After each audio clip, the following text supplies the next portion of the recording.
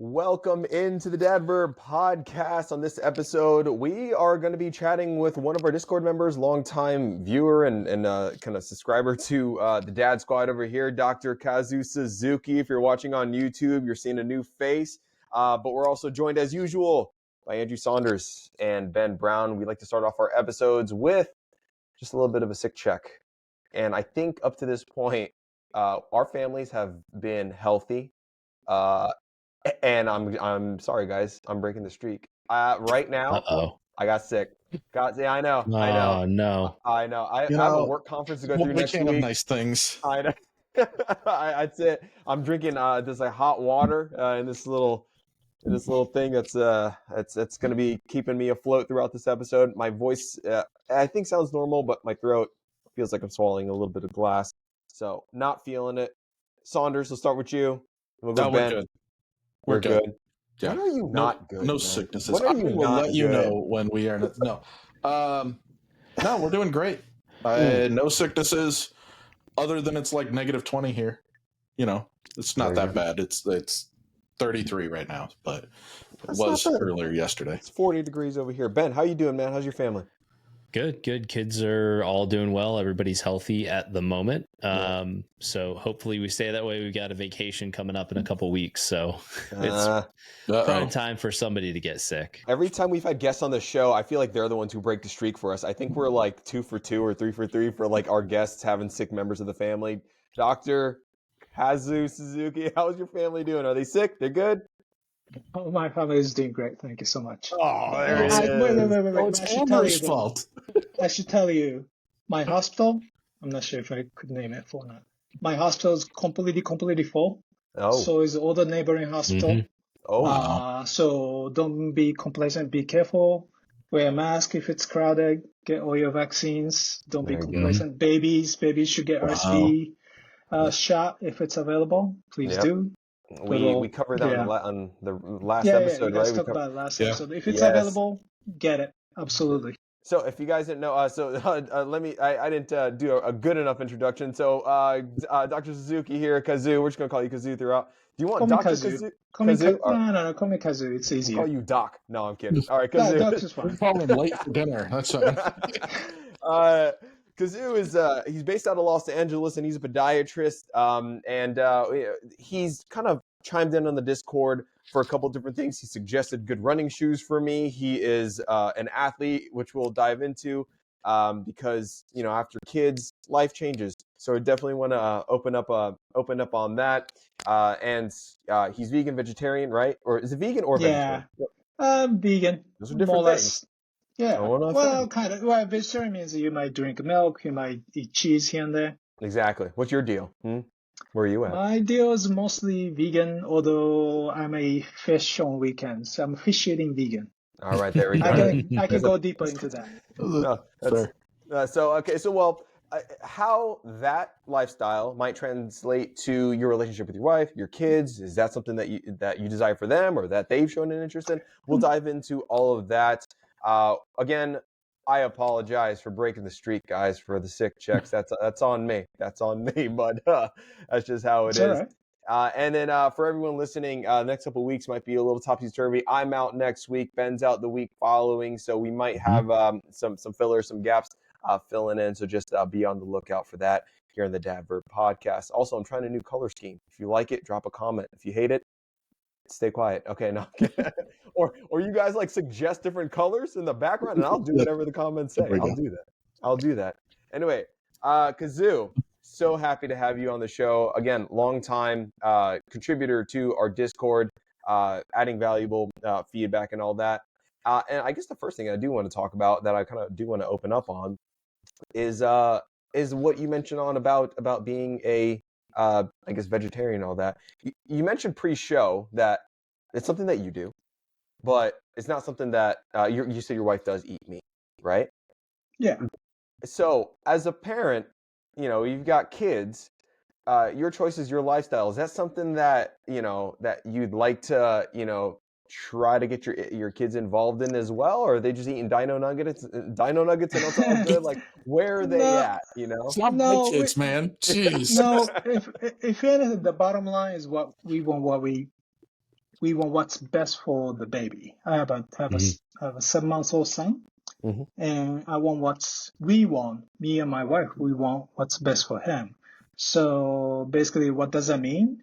Starting 4 months old, we're giving him peanut powder or the allergen powders. We do all of that. We did start at month 4, and every day we give him different food with the different spices, because we don't want him to be, like one-dimensional baby who just eats McDonald's all day long, right? What's your ethnicity? He's working on the palate. Yeah, working on the palate, and especially, again, allergens. You guys know Emily Oster, the author. She did all the baby books, economist/baby blogger.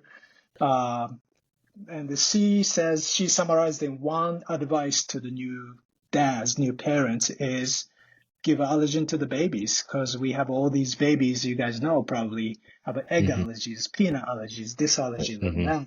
And that started with some misinformation and misdirection from the medical community, unfortunately. So again, allergens starting at the month 4, and continuously, even just little bit by little bit, I insist I give Bamba. Bamba is like those peanut little snacks to my baby every day, every night to my baby. That's kind of my job, so that he doesn't get peanut allergies when he grows up. So you're Japanese, right? I'm Japanese. Yeah, I was born and raised in Tokyo. Yeah, and my wife is from Midwest. So. Oh, okay, the Midwest. Okay, gotcha. So because and we've talked about culture in the past, right? Like I'm American born, but my mom, I'm Puerto Rican, Chinese, got that, and I'd love to pass that down to our kids, but unfortunately they're just stuck in Chick-fil-A and that world. Right? It was just so sad. No, but when it comes to a culture perspective, are you? Your little is it's under 1 still. But are there any sort of things that are unique to you, your culture, that you'd like to pass down to your little? Absolutely. He looks just like me. I think my wife was low-key mad at me because my baby picture looked exactly like my baby. So anyhow, yeah, I do want to teach him the language, culture, music, everything, right? Pokemon. Hi.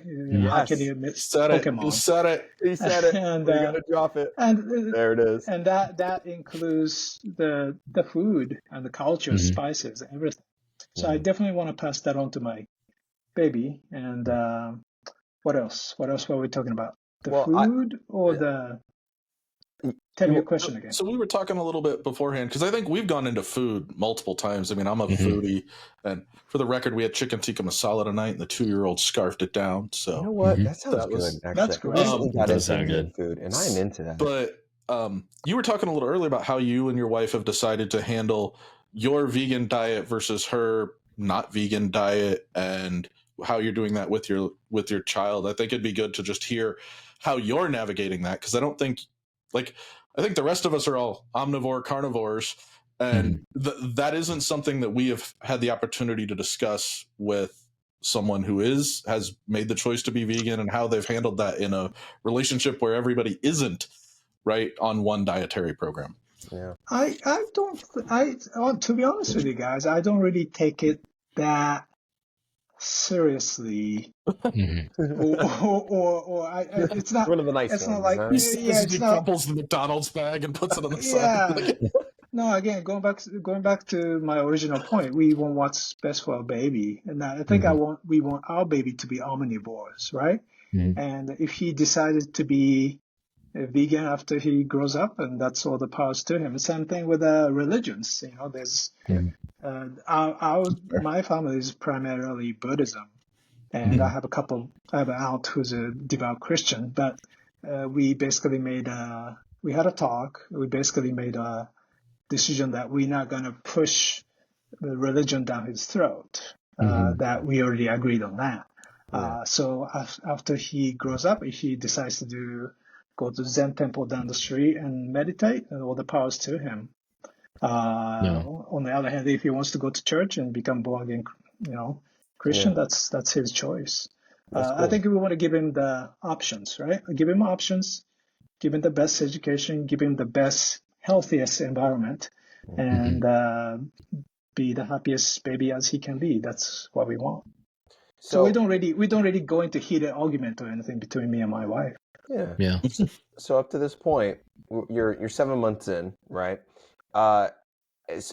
You mentioned pre-show that you were quite an athlete, right? You've done 2 Ironman competitions. Yep. You've run multiple marathons. I think you still continue to run marathons, right? Yep. But there was also a hitch where you welcome the baby. There comes that phase, you gain a little bit of weight. You might drop off your routine. Can you talk about your routine before and what it looks like now and how you balance, your duties as a dad, your duties as, as a podiatrist, but then also maintaining the fitness levels that you desire to keep on running marathons or achieving the goals that you have in that regard, because that's a hard balance, right? How do you go about that? Yeah, I mean, again, going back to the baby, family becomes number one. So yes, it's my hobby to train for marathons and run marathons. But it's my hobby. I can put it back in the back burner if it needs to. And that's what I did. Because I was in the newborn stage. It was so hard for me. I mean, hard for my wife. Of course, it was hard for me too because of the sleep deprivation. I was stress eating. I gained 10 pounds. I checked my cholesterol. My cholesterol was sky high, so I'm on cholesterol medication now. It's okay. It's a phase. That all my friends, including you guys, I learned most of my baby stuff from you guys, and newborn stages is a grind. It's a daily grind to support the mom. Wash the pump and deliver the pump and. Pick up food or whatever. You do whatever you have to do to help them out. And for us, the mom was pumping during the night, throughout the night. So my job was to watch the babies throughout the night. So I was being a doctor during the day. I was a night nurse, straight night nurse for 100 days straight until we started doing the sleep training. And I was completely sleep deprived. I had no idea what I was getting into. But now I know how hard it is. But you know what? My parents did it. Our parents all did it. So watched enough of that course. I went, this might be a thing. And then all of a sudden you're like, that man lied to me. I spent that money and he didn't tell me all the rules. That's the thing though.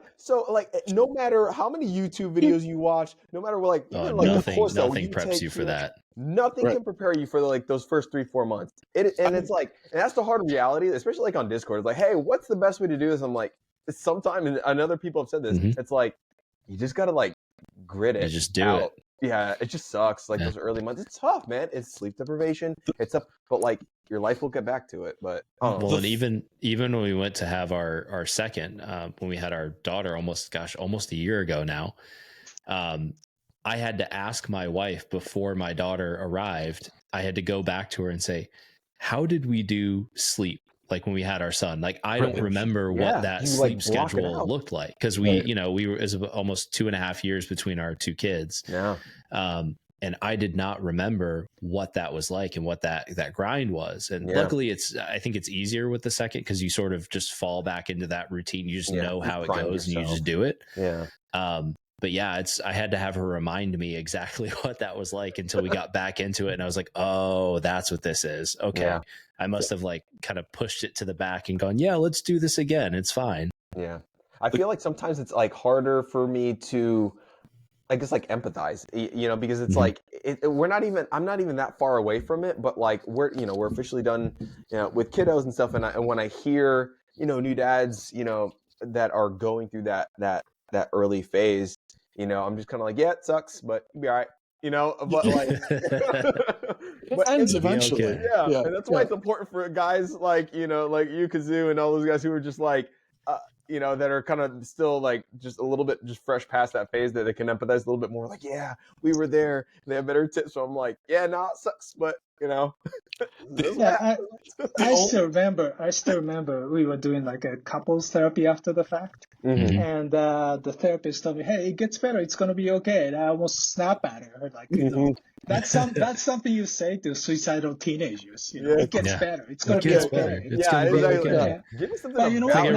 But now I think about it. Yeah, it was. Yeah, it became okay. It got better. Right. That's the same thing that I like, and you know, I'm a guy who kind of grew up with, you know, with like church and Christians and Christianity or whatever. But like when you're having a hard time, you're like, you should pray more. I'm like, man, F you. But like that's the last thing I want to hear. Last thing you want to hear is you should pray more. Yeah. And, I'm not trying to press buttons or anything like that because this is a guy who like, you know, I grew up a churchy kid, but like that's the last thing I want to hear. So like when you're trying to get tips, I'm like, man, what are some sleep tips or whatever? It's like it'll get better.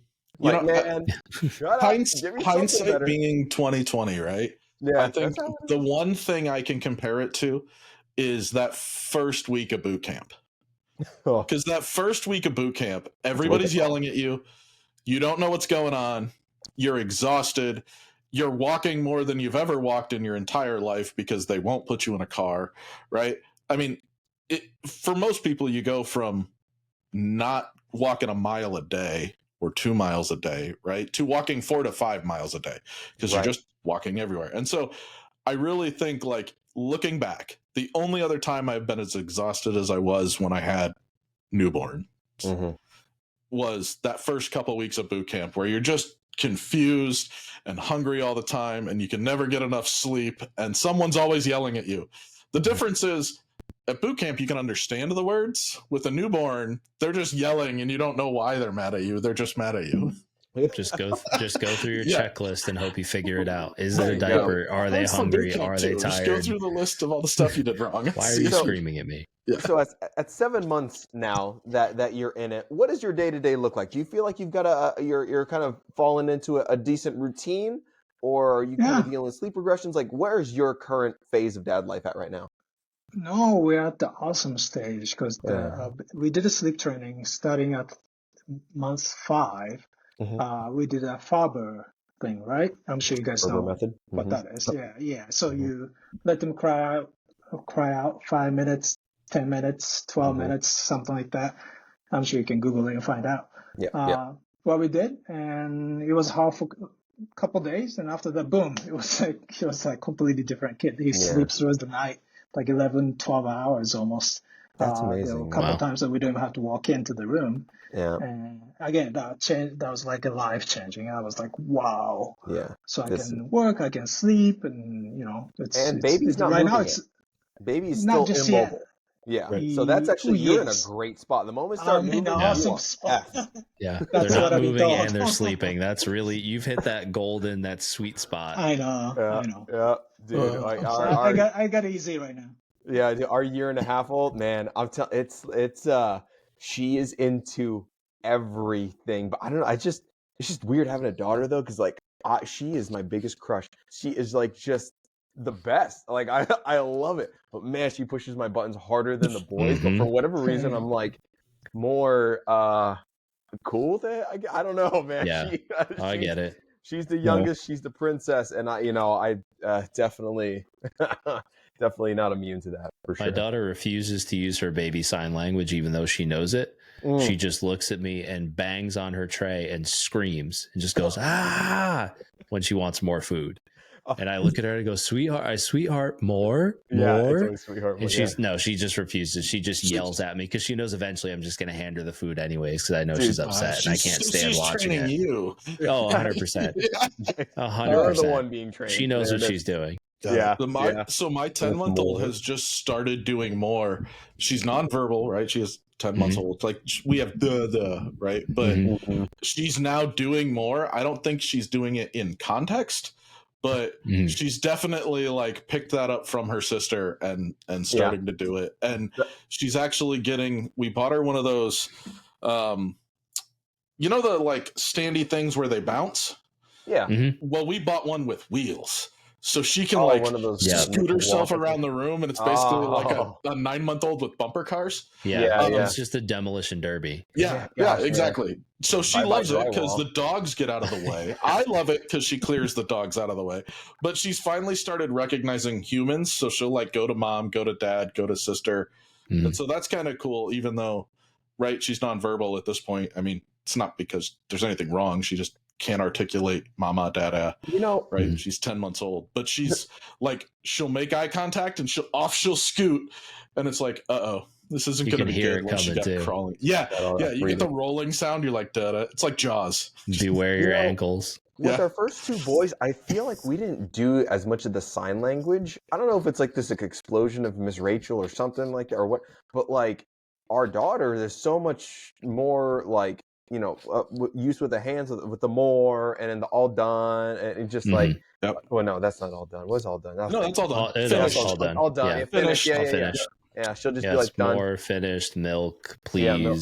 Apple. We got thank you. We got fist pumping like a Jersey guy for thank you. She hasn't got this. Yeah. So it's thank you. It's funny. It's really cute though. I think it's definitely a fun stage, but it's like it's not something that I remember with our boys as much. But with our daughter, there's more of that.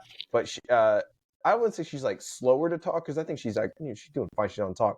But I feel like she has slightly less words than our sons. I don't know if that's correlated to more use of the sign language and her being able to get her way to communicate like that.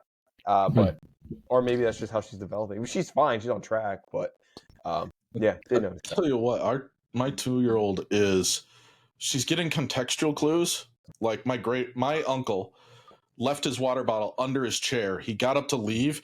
She grabbed it and walked it to him, no prompting. She's like, "You're leaving. You're forgetting your water bottle. You take this with you."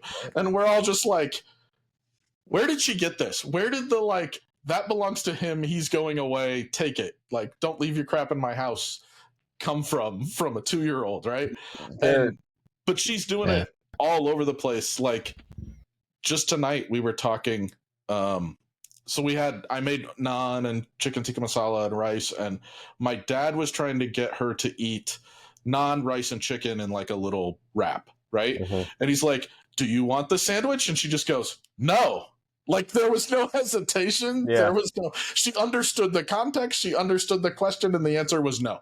Get that away from me. Like, okay, great. And then she proceeded to pick it apart, and she ate the bread and the chicken and the rice separately, right? But that's life with a 2-year-old, I guess. So, you're hearing all this. We got older kids and all that. When you hear all this, is there a part of you that's like any parts that are getting you excited for what's to come, or are you, or have we scared you away because of the toddler stage and how dreadful it is? No, I mean, no, it's amazing. It's having a baby is. I should tell you, I'm an old dad. I'm almost 50 years old. So wow. Did you say 50? No, 50. I'm about to be 50. Look like what? That's a Japanese thing, man. Dude, you look good. I hope that aged that well. This guy does not look like he's 50. There's no way. If you're doubting us, go to the YouTube channel. Check this out. Like, just fast forward. Having a baby is really completely life changing because day in, day out, I see old people who die in a hospital. Poor old people, billionaires in my neighborhood, they all die. They all get sick and they all die. And I see people life passing, and I see this, brand new baby coming out and growing day by day, and that's amazing. It's a cycle of life, man. So I know you guys talked about the stoicism and the daily dad and all that. I'm really into that kind of thing. Yeah. I have this thing on the wall. You can buy this from Amazon. Thing on the wall has 80 dots. So that's assuming you live 80 years, right? And I marked it. Okay, so I was in Japan for, 18 years. I'm in the United States for 30 some years. I was in the medical school for 4 years, and I mapped it all that. And I put the dot. There's a baby came here, and I'm probably gonna die in 20 years, 25 years, 30 years ago. Knock on wood. My gosh. But I'm mapping this thing out. Again, it's deep, but I do this every day. I stare at this every day as I get dressed because I mean it's a daily dad thing. I mean, he stole it from Greek philosophers, right? So wow.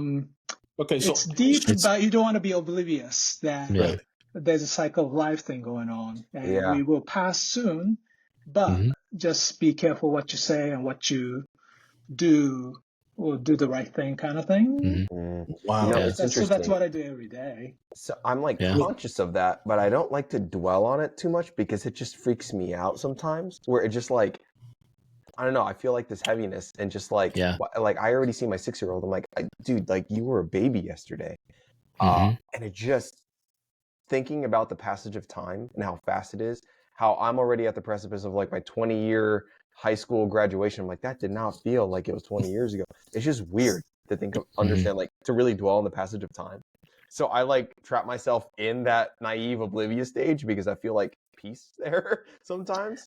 But you got to use it backwards. You got to think of it as that's why every day is precious. That's why carpe diem, right? You got to understand that this is not forever. Understand that Buddhism is the same thing. Nothing is permanent, right? So understand that our time on this earth is limited, but you're going to make the best out of it anyway for the limited time that all we have. Well, I think that's such one of the most interesting things about having kids is like everybody we've had conversations with talks about this idea that there's all the chapters you had in your life before your kids. And then as soon as that first kid arrives, there's sort of this, for a lot of people, there's this big perspective shift because you're literally looking at what is effectively your replacement, right? Like I have now created the next generation. I'm looking at the person who will succeed me in the world. And so what are the best things that I can pass on to them, teach them? What can I learn from them? What can they learn from me? So that I'm making or helping make the next generation sort of better than I was, or more knowledgeable, more caring, more empathetic, whatever, kind of the goal is. But it makes you acutely aware of your own mortality. And I think that's one of the things, Andrew, like I've struggled with too, is just like looking at my kid and going, man, like I'm 36. I'm like going to be approaching 40 soon. Like it seemed like when my uncle turned 40, like that was such a big deal. Like, oh, it's 40th birthday. And now like I'm kind of approaching that. Yeah. And then looking back at that and saying, okay, well, I'm not going to be here forever. Like, I could walk out the door tomorrow and get in an accident and not be here tomorrow. So what can I do today that makes this more worthwhile and gives it its sort of due, right? How do I sort of pay homage to the fact that I woke up this morning and everybody's safe and everybody's healthy and I'm able to spend that time with them and act as if it is as special as it really is, rather than just looking at it as another day with another routine that I don't really appreciate. Yeah. Man, you guys are going all enlightened. I'm going with I'm gonna be dead in 30 years. I gotta set this kid up not to fail. And this is like the amount of anxiety that increased in my life when I did the math was just ridiculous, right? Just that underlying level of like, because in my head, I'm still 25, right? Like up here, I'm in the prime of my life. I'm 20. Life is good, but that's obviously not the reality I'm living in. Yeah. And every day, I mean, again, right? Try and live every moment, try and do all the stoic things to make it perfect. But on the other hand, I look at it and I go, it's not uncommon for men to have heart attacks in their 50s and die. It's not uncommon for people. The average life is 67, right? I'm 27 years from average at this point. I mean, the idea that my kid is going to lose me in their early 20s is absolutely frightening to me, considering like just recent, like this is big for me because just recently I have no more grandparents. Like that, I'm assuming most of you lost your grandparents, but that wasn't a thing 3 years ago for me. I still had two grandmothers, right? And my kids will not know their grandparents in their 20s. They just won't exist. Like my father-in-law is probably going to pass away in the next 12 months. We just found out. So like, it's just, sorry, man. So there's a lot of weird anxiety for like, yep, let's put a poster on the wall. Let's positive thinking. On the other hand, there's part of me that like, that's all great. I need real stuff. I don't need motivational speeches. And the guy going, just give it a shot. It'll be better. Right. Like, yeah. Does that make sense? Like, and it's just one of the weird anxiety. Hold on a second, Andrew. Hold on a second. It's as from the healthcare field, if you will. You don't have to be scared. With a little bit of research, a little bit of labs, what you need is you can do this thing called coronary calcium scan. It's like $100. In some places it's free, some states. It's like $100 scan, 5-second scan. That'll tell you exactly how much calcium you have in your coronary artery. That'll predict almost with a certainty if you're going to drop dead in the next 10 years or not. There's such a thing of cholesterol. I told you about 6 weeks. I told you about the cholesterol. Cholesterol, you can, just checks your heart, just scans your heart. CT scan. Don't get me wrong. It takes 5 seconds. I'm doing all the right stuff. Like I get my labs done annually. I just got it all back. I am within normal range on like everything, right? I'm not like sitting here going, no, I have heart palpitations and I'm going to fall over dead. But that being said, my uncle was 67, had a brain aneurysm and died, no notice, right? It just, brain aneurysm in our family as well. I do want to tell you, those things are vanishingly rare. The people who drop die is really pretty rare. But if you do the right thing, allow me to give you one book recommendation. There's obviously I don't get any money from this. There's a guy by the name Peter Attia, Attia, Peter Attia. There's a book called Outlive that came out a couple months ago. I read it twice. He's pretty active on YouTube and everywhere else. His podcast is fantastic. Yeah, his podcast. He's a buddy with Andrew Huberman and those guys. You can pretty much read all of his stuff on his podcast. But bottom line is, I'll condense his book in 2 minutes.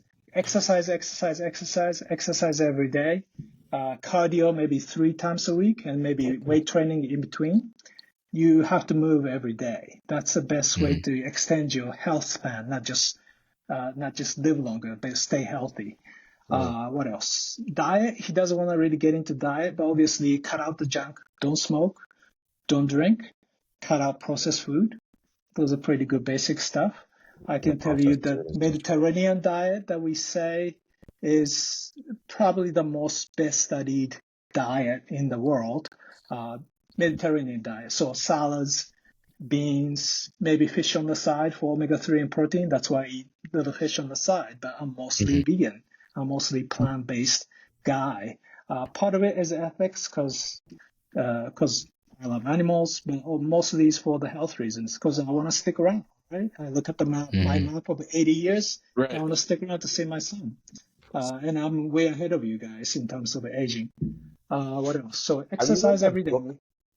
There's a book called How Not to Die, I think. Oh yeah. Michael Greger. That's a Dr. Vegan. He's a hardcore vegan doctor though. So but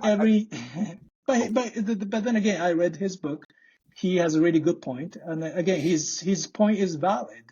You don't eat junk food, and have a plan for mostly plant fruit-based diet. That is the scientifically proven way to live longer and healthier. That's absolutely true.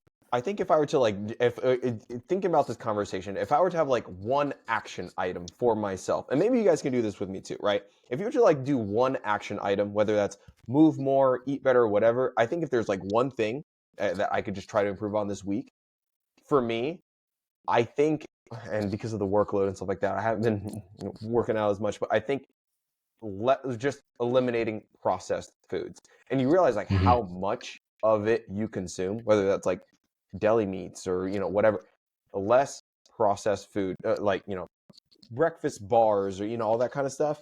If I could limit that, I feel like I would just feel better. And how it's hard to describe I just feel better. I ate better this week, or I stopped eating candy, or I ran more, I just feel better. I think I would have that feeling if I were to just take one action item away from what we were just talking about, less processed foods. I think that would actually be an absolute game changer for me. Saunders. It would be. So that's move, be healthy, do labs, do use science to your advantage. We have all these amazing health advances that we made. It's year 2024. We can do all sorts of amazing stuff. like hepatitis C used to be deadly disease. Now we can take medication, it goes away. HIV, we pretty much conquered it. We pretty much cured it. We have all these medications that suppress the virus down to zero. What else? Cancer. We have all these amazing therapies that are coming out all the time. That's basically people living longer. People live long to their longevity age, even with most cancers, unless it's really bad ones, right? What else? CRISPR. CRISPR is gene therapy, so such that all these genetic disease that we couldn't cure before, like sickle cell, those are genetic anemia that you couldn't do anything about whatsoever. Now there's a therapy to actually go inside your genes and fix the genes at the level, molecular level, and boom, it's fixed.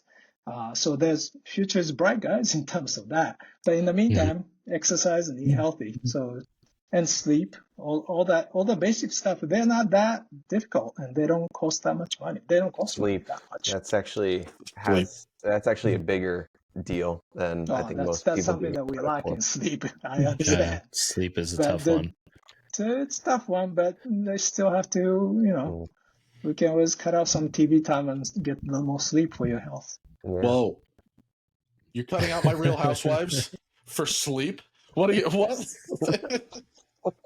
Yeah. Well, guys, listen. I think we've had a wonderful conversation with Kazu here.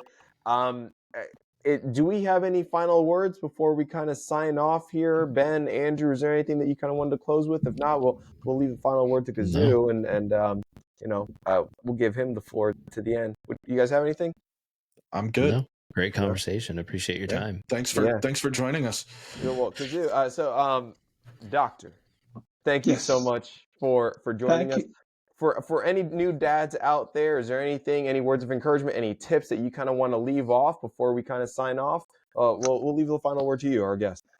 I say thank you for Andrew and you guys. Thank you. I learned from you guys, and thank you for helping me showing the way. And the Newton mattress is the best.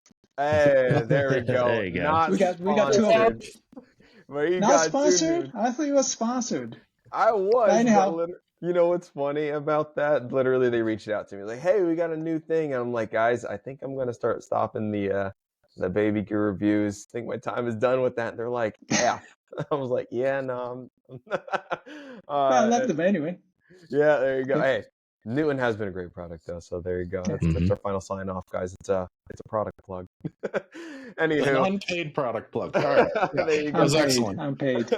Anywho, listen, that was this episode of the Dad Verb Podcast. Check the links in the show notes or the YouTube description to join us on Discord, where you can talk to Doc over here. Visit dadverb.com for courses from pregnancy up through year 1 of fatherhood. And as always, thanks for listening. We'll catch you in the next one. Peace, guys. Have a great day and live healthy. Peace.